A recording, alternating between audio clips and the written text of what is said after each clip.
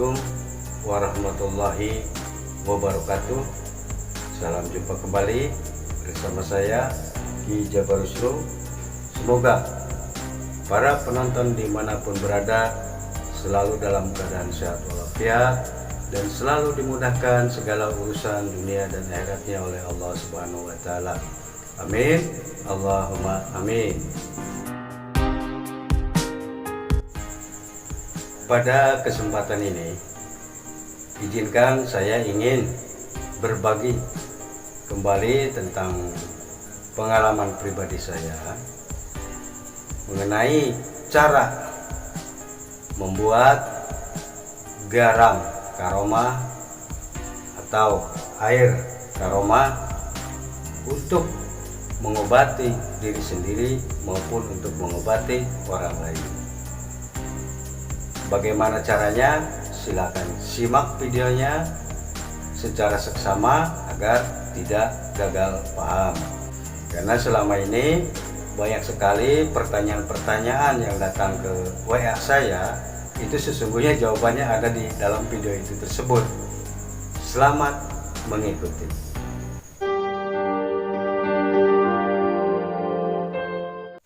Sebelumnya saya mohon maaf yang sebesar-besarnya, terutama kepada para praktisi pengobatan, para ahli hikmah, para ahli kebatinan. Kemungkinan kita ada persamaan pada media yang digunakan, mungkin garam atau air, ataupun mungkin amalan-amalannya ada persamaan, namun ada perbedaan pada cara mengolahnya atau cara mengaplikasikannya. Ya, saya mohon maaf sebesar-besarnya, karena ini saya hanya bercerita, saya tidak mengajarkan, saya hanya bercerita tentang pengalaman saya sendiri. Jadi seandainya ada saudara-saudara yang ingin mengikuti, ya silahkan, tidak pun tidak apa-apa. Ini hanya sebuah cerita. Jadi ya saya mohon maaf yang sebesar-besarnya, bukan berarti saya menggurui. Di sini saya hanya berbagi pengalaman saja. Mari kita masuk ke topik pembahasan. Kenapa sih harus menggunakan garam atau kenapa harus menggunakan air? Medianya sebenarnya banyak, bisa menggunakan apapun bisa.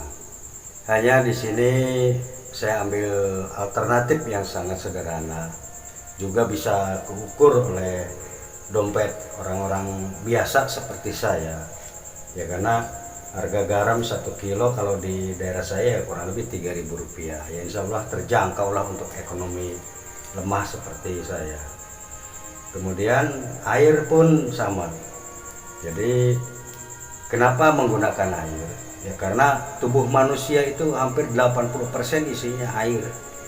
Sangat mendukung untuk perkembangan sel-sel dalam tubuh manusia. Begitupun dengan garam, tentunya mujizat daripada garam itu sendiri pasti saudara-saudara udah paham. Kenapa air laut walaupun diisi bangkai beribu-ribu bangkai tidak tercium aroma bangkainya? Ya karena itu salah satu daripada kemujizatan ataupun hikmah manfaat dari kemustajaban air laut. Yang kedua, kenapa harus garam? Ya karena energi-energi negatif yang ada dalam tubuh manusia itu insya Allah mudah larut, mudah hilang, mudah musnah oleh kemujizatannya garam ini. Dan ini garam yang digunakan adalah garam kasar, pemirsa. Ini garam kasar. Jadi ya beli saja 1 kilo lah kalau untuk pribadi. Tapi kalau kita misalnya untuk orang banyak ya sekalian beli sekarung gitu kan, itu lebih bagus. Jadi kalau mau pakai kan tinggal ngambil gitu. Lalu bagaimana manfaat daripada garam ini? Jadi seperti awal sudah diutarakan tadi, itu untuk melunturkan atau untuk memusnahkan atau untuk menghilangkan energi-energi negatif yang ada dalam tubuh manusia. Kenapa manusia memiliki energi negatif? Yaitu banyak faktor penyebabnya. Karena manusia adalah makhluk sosial yang selalu bergesekan dengan manusia-manusia yang lainnya. Entah ketemu di mobil umum, entah bertemu di tempat umum, dan lain sebagainya. Sehingga kita bisa terkontaminasi oleh energi-energi negatif dari orang lain. Makanya mandi dengan air garam ini sangat bagus sekali, sangat cocok sekali bagi yang memiliki penyakit ataupun yang merasakan badannya tidak enak dan lain sebagainya. Insya Allah sangat bagus mandi air garam. Lalu seandainya pun misalnya ada energi-energi negatif dari perbuatan orang yang tidak bertanggung jawab, misalnya ngirim santet, guna-guna dan lain sebagainya, ya insya Allah akan luntur, akan musnah dengan kemustajaban atau mujizatnya daripada garam ini. Ini secara alaminya, belum kita bumbuin, artinya belum kita kasih doa. Apalagi kita kasih doa, ini akan jadi double power. Ya sangat luar biasa sekali nanti manfaatnya. Adapun manfaatnya yang lain, ya selain daripada melunturkan ataupun menghilangkan, dapat juga itu untuk mencegah.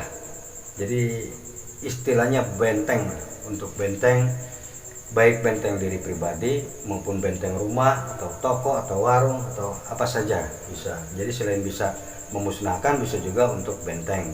Ini berdasarkan pengalaman yang saya alami. Kemudian bagaimana cara membuat garam karomah atau air karomah ini?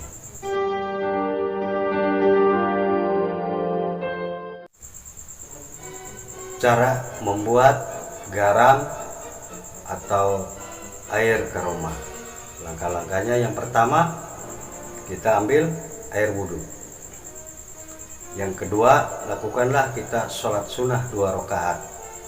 Ya sholat sunnah hajat kapan saja.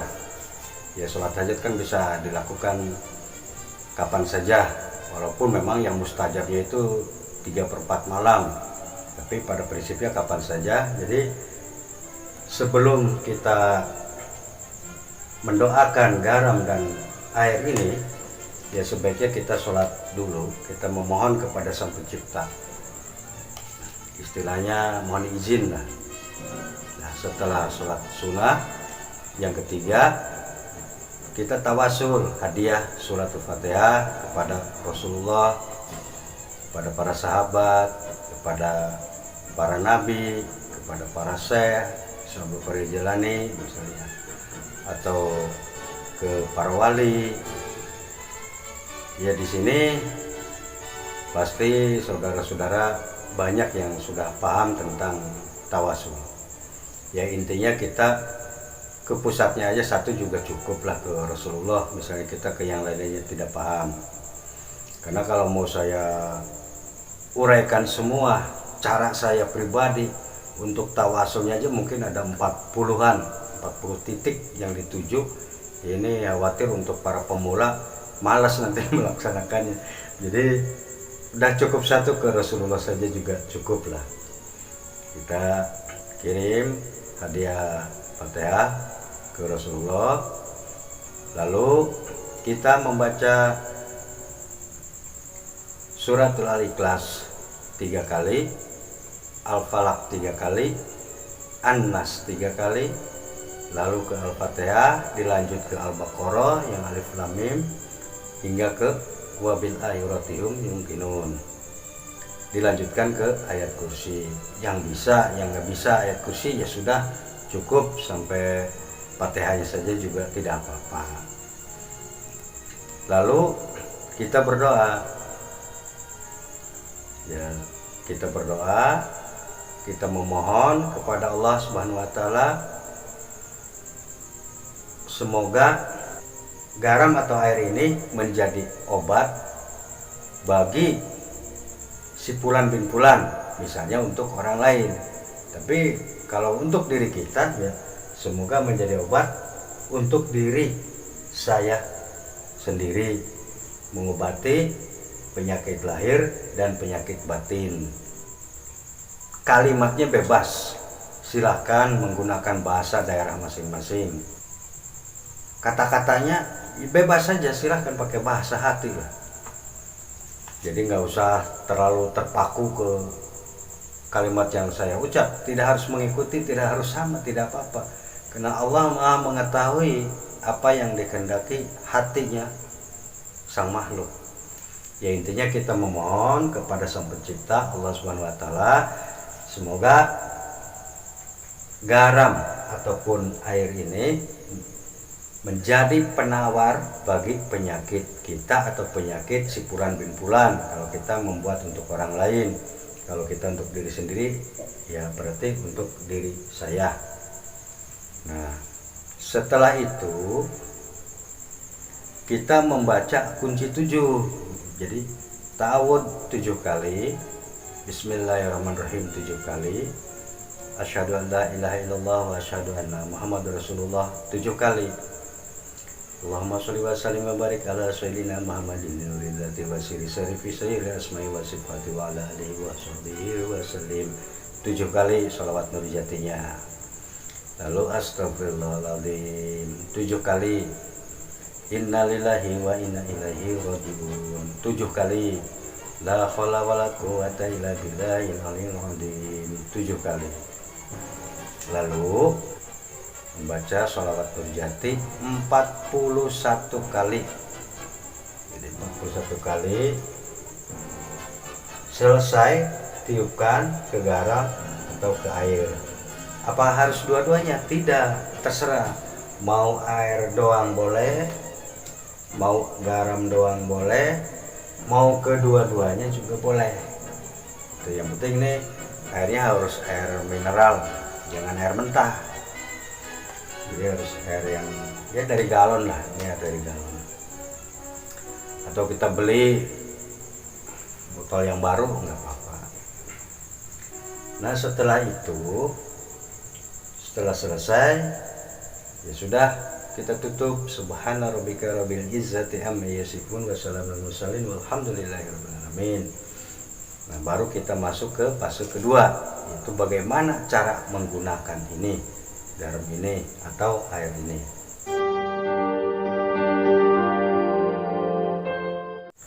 Setelah kita mengetahui cara membuat garam karomah atau air karomah, lalu fase kedua bagaimana cara menggunakannya. Yang pertama tentang air. Ya, air ketika didoain jangan posisi tertutup, jadi harus posisinya terbuka. Nah, cara menggunakannya ya air digunakan hanya untuk minum, itu saja. Jadi kalau misalnya ada yang sakit ya tinggal sedikit saja, ini untuk basahkan di tempat yang sakit gitu, atau di ubun-ubun atau dimanapun yang sakitnya lah. Ya intinya ini buat minum saja, intinya itu. Jadi 90% ini untuk minum, 10%-nya ya tetesin di tempat yang sakit, dimana letaknya ya nggak harus diguyurin, itu nggak harus basah kuyup. Intinya ini hanya sebatas untuk minum saja. Ini cara menggunakan airnya seperti itu. Kemudian yang kedua, cara menggunakan garam karomah ini banyak cara. Jadi maksudnya itu disesuaikan dengan persoalan, dengan permasalahan. Ya, untuk mandi, yang pertama nih cara untuk mandi. Siapkan air 1 ember. Ya ini dituangkan ke dalam ember yang berisi air, lalu diaduk hingga larut. Nah, setelah larut sudah tidak terlihat bentuk garamnya, itu sudah bercampur dengan air. Lalu di kamar mandi ya kita siap nih mau buat mandi. Ya, celupkan tangan kita Lalu kita berdoa dalam hati, nggak usah diucap karena ini kan di tempat kotor lah, di kamar mandi. Jadi diucapnya di dalam hati saja. Kalimatnya kurang lebihnya seperti ini. Assalamualaikum air, bismillahirrahmanirrahim. Niat saya mandi untuk membersihkan badan lahir, badan batin saya karena Allah Ta'ala. Ya, niatnya cukup seperti itu saja, tapi dalam hati jangan diucap. Lalu kita mandi seperti biasa pakai gayung gitu. Terus pakai mandi sampai habis. Dan itu perhatikan setiap mengalirnya air, di mana ada energi negatifnya itu biasanya langsung seperti tertusuk jarum terasanya, apa di punggung, apa di mana. Ya istilahnya di situ ada jinnya, ya di situ terasa seperti ditusuk jarum. Ya bahasanya kita energi negatif lah.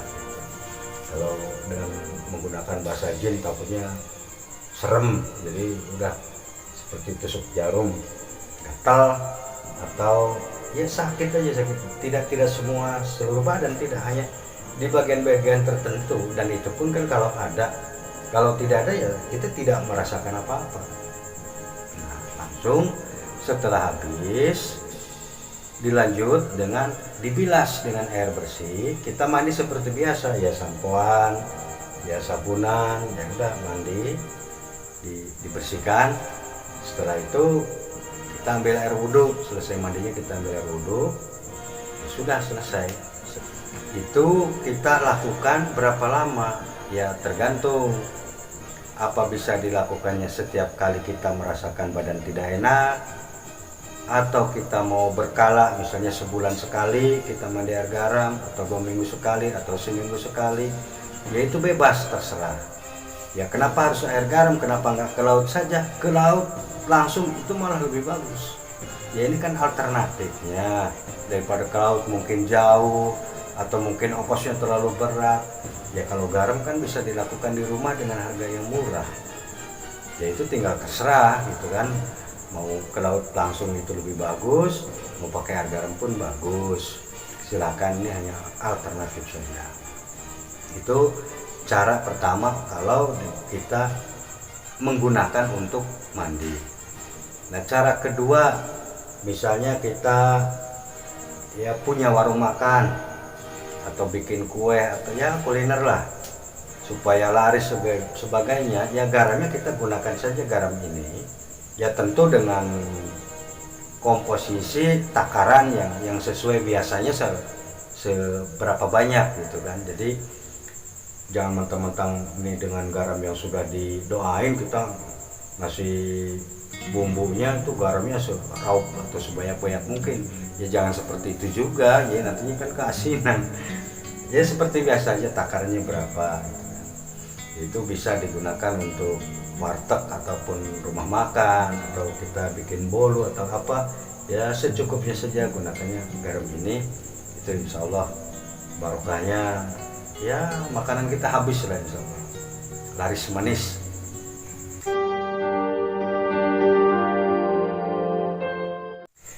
Nah kemudian yang ketiga, misalnya untuk tameng, baik tameng toko atau tameng rumah, ini bisa taruh di piring seperti ini, kita simpan di atas lemari atau dimanapun yang posisinya di atas lah. Jadi di atas kepala kita posisinya. Ya bisa ditaruh di toko, bisa taruh di rumah, ya bisa di mana saja. Ya, ini bagus untuk benteng gaib, jadi untuk menetralisir ruangan supaya energinya energi positif.